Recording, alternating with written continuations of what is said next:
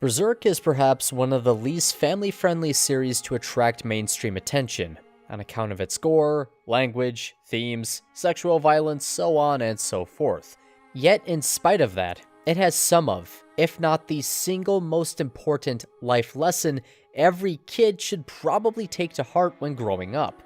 And it is for this reason that Guts is, unironically, one of the best role models in manga. That statement requires a boatload of context for those that don't know what I'm talking about, and probably a rather lengthy explanation for those that do. Guts is a great character, a fun protagonist to watch. However, up until rather recently, it was hard to call him a genuinely good man. Yet it is because of this fact, rather than in spite of it, that makes the Black Swordsman as much of a good role model as he is. Like I'm sure all of us have, he's made mistakes, massive ones at that, but has done something many people simply can't. Though there isn't a singular aha moment, Guts constantly shows regret for the things he's done. He hates the things he has to do, but eventually realizes, as the story progresses, that he doesn't have to do anything. Silently, the Black Swordsman realizes his choices are exactly that. His choices. He has no one to blame for the awful things he's done but himself. Though he doesn't do so immediately, this level of honest self-awareness eventually leads to a change in behavior. When Guts assaults Casca, he doesn't blame circumstance or the Beast of Darkness, but himself. He realizes the mistake he made and does something about it. Namely, doing something he doesn't want to do. Travel with others. The lesson, shown through the character's actions, is that though it is hard, perhaps the most difficult thing you'll ever do, it is important to reflect every now and again. Look inward to recognize your own faults, realize what you've done wrong, and strive to be better. Now, I'll admit, a lot of other series touch on this subject. However, I haven't seen all that many demonstrate it with the same level of difficulty as Berserk. Not to say other examples don't exist, not by a long shot, however the series has a level of honesty, demonstrating how difficult such an ordeal is that's both refreshing and relatable. An honesty which, oddly enough, runs in stark contrast to a lot of other series. The anger, hatred, and rage, the dickish behavior which characterizes Guts during the Black Swordsman arc and Lost Children is portrayed not in a positive light, but an extremely negative one. Literal demons, monsters that have sacrificed loved ones for power, are more sympathetic than the story's hero during this particular point. It draws attention to the character's actions, how he holds himself, and makes it abundantly clear that this isn't okay. Contrary to the message of numerous other series that have a younger audience, rage, especially that which stems from a selfish desire, namely vengeance, isn't a good thing. Getting worked up, letting emotions dictate your actions alone only makes things worse. It leads to alienation, drives a wedge between you and others. As an adult, it's alright to show your emotions, but there's a time and place for everything. Letting loose in the wake of a tragedy is more than okay, and is oftentimes expected. Blowing up over the slightest grievance, however, breaking down when things go slightly wrong, is a different story. Though it's alright, inevitable even, to get pissed, you still need to have restraint, because without it, you'll only hurt yourself and others. Being whipped up into a passionate rage isn't something Berserk celebrates, unlike a lot of other series. In fact, many of the story's most heroic moments stem from pushing back against this very force. Though it's in the name, when Guts dons the Berserker armor, he isn't embracing the hatred which has dominated his life, but rather is actively pushing back against it. Instead of giving into his emotions, he resists them so he can protect those he cares about, be there for them, instead of unintentionally causing harm. The series' lesson, shown through Guts, is how important it is for you to control your emotions, instead of being the one controlled. Let them drive you without losing grip of the wheel, that sort of thing. It's a hard distinction to recognize, sure. However, once you're able to, you'll find that life becomes far more rewarding, at least ideally. I say that because, as bitter as it sounds, sometimes no matter how hard you work, how much you grow, things just won't work out. Out of all the lessons conveyed in Berserk, this is perhaps the most important, and what makes Guts a true role model. At the core of any good dark fantasy is an underlying sense of powerlessness.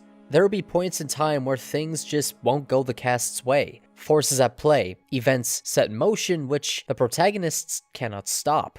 Like real life, sometimes shit just happens which ruins the hero's lives.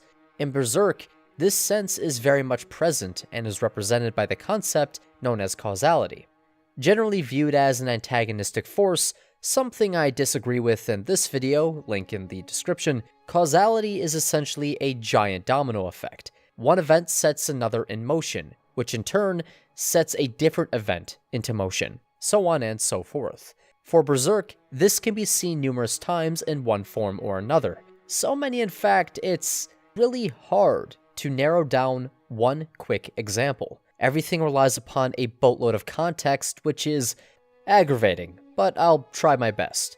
For one reason or another, the wife of a count joined a pleasure cult and cheated on her husband with heretics. The count stumbled upon this, fell into despair, and eventually sacrificed his wife to the god hand, turning him into an apostle. Because of the eclipse, Guts stumbled upon the count during his quest for vengeance and tried to kill him. One thing led to another, and the count's daughter was dragged into the conflict, where she then watched her father get devoured by a void of dark souls. Because of actions completely out of her control, the girl had lost both her parents, her life utterly ruined, and was presumably traumatized.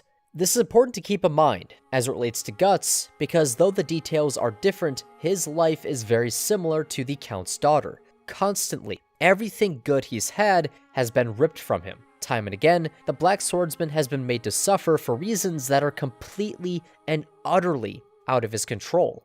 It's happened so frequently that I'm choosing to not go over it for the sake of brevity, because if I did so, I'd just be summarizing the entire story, which, in a really roundabout way, is sort of the point I'm trying to make. In my opinion, far too many series focus upon the importance of hard work and dedication, or at the very least, blow it out of proportion.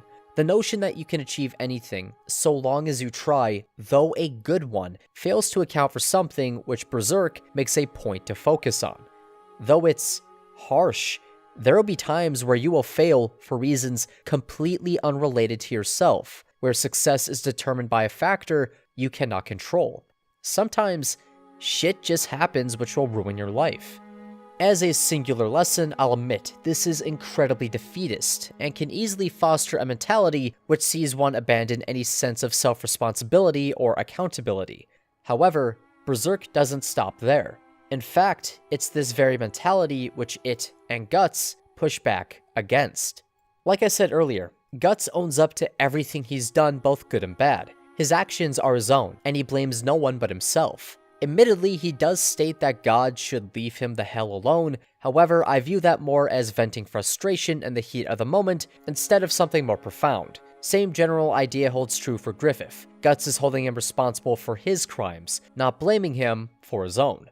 Branching off of that, the Black Swordsman has failed far more often than he's succeeded. Time and again, life has dealt him a bad hand, which he had no control over. Yet, in spite of that, he never blames the world for the circumstance he finds himself in.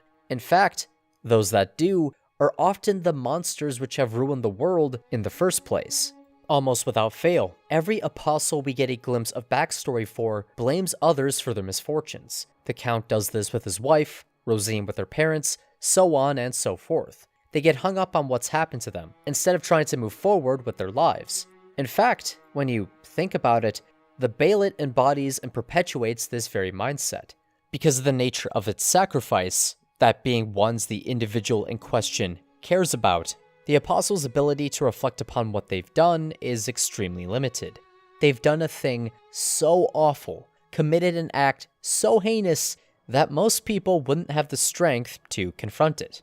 In fact, most Apostles don't confront it. They delude themselves and continue to blame the world for what's happened to them. With very few exceptions, they buy into the message of predestination. They use it as an excuse to continue doing awful things, instead of taking charge of their own life. Unlike his enemies, Guts doesn't let his problems define who he is. He doesn't make excuses and tries his damnedest to make his life something worth living, despite everything being thrown his way. It's an attitude which puts into focus the character's most important lesson to the audience. Even if it's pointless, keep trying, keep fighting. Be defined by what you overcame, not what weighed you down. As kids, we're told the world isn't fair, but very rarely do we realize what that truly means. It isn't until we're older, when harsh realities get thrown our way, that we finally start to grasp it. What makes Guts stand out as a role model is the fact he tackles this idea, among others, alongside the audience. He comes to conclusions over time and doesn't pass judgment. Instead of getting bogged down in his mistakes, he tries to learn from them and do better. The character starts out as what we shouldn't be, and eventually becomes someone to look up to. The fact that Berserk is meant for teens and young adults is perfect, since the 3 core lessons I've talked about at length are, in my opinion, among the most important to learn. They're complicated issues with nuances that can lead to some pretty profound headaches. Believe me. Having said that, these ideas would, honestly, not be out of place in media directed at younger audiences.